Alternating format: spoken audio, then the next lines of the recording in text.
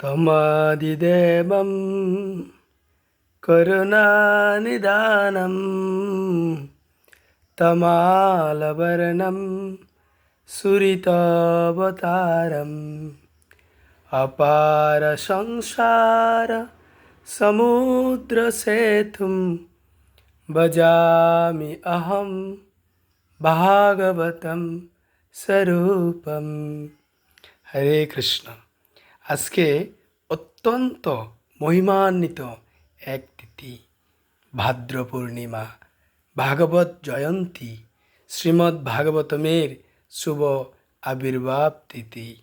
যে তিথিতে ভগবান কৃষ্ণ ব্রহ্মাকে শ্রীমদ্ ভাগবতমের দিব্য জ্ঞান চতুশ্লোকী ভাগবতম জ্ঞান দান করেছিলেন। সে একই জ্ঞান ব্রহ্মাজি নারদ মুনিকে 100 শ্লোকে প্রদান করেন। নারদ মুনি ব্যাসদেবকে প্রদান করেন 1000 শ্লোকে। ব্যাসদেব শুকদেব গোস্বামীকে 18,000 শ্লোকে বর্ণনা করেন।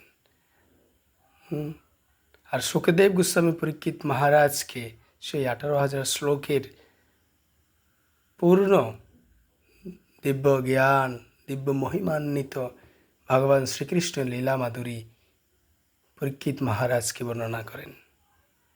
আর এই সময়ে আন্তর্জাতিক কৃষ্ণ ভাবনামৃত সংঘ ইস্কনের প্রতিষ্ঠাতা আচার্য শিল প্রভুপাদ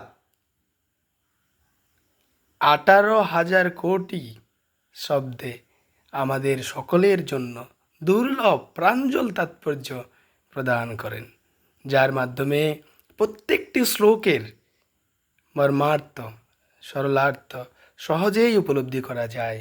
এই হচ্ছে অমল পুরাণ শ্রীমদ্ ভাগবতম। আজকের দিনে যে এই ভাগবতম দান করবে, ক্রয় করবে, গৃহে নিয়ে যাবে, তিনি সহস্র গাবিদানের ফল লাভ করতে পারবেন।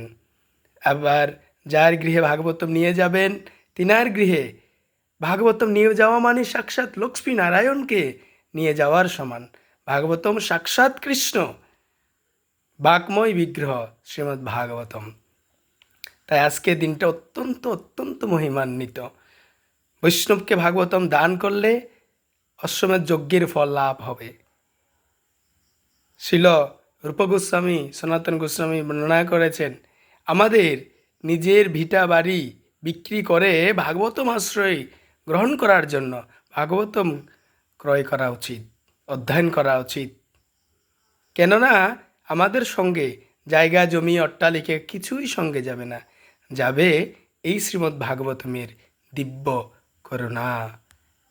আর শাস্ত্রে বর্ণনা করা হচ্ছে, যে ভাগবতম আশ্রয় গ্রহণ করে তিনাকে অপার সংসার সমুদ্র সেতুম, অপার সংসার রূপ যেই সমুদ্রে আমরা হাবুডুবু খাচ্ছি, সেখান থেকে আমরা উত্তীর্ণ হয়ে ভগবানের ধামে ফিরে যেতে পারবো।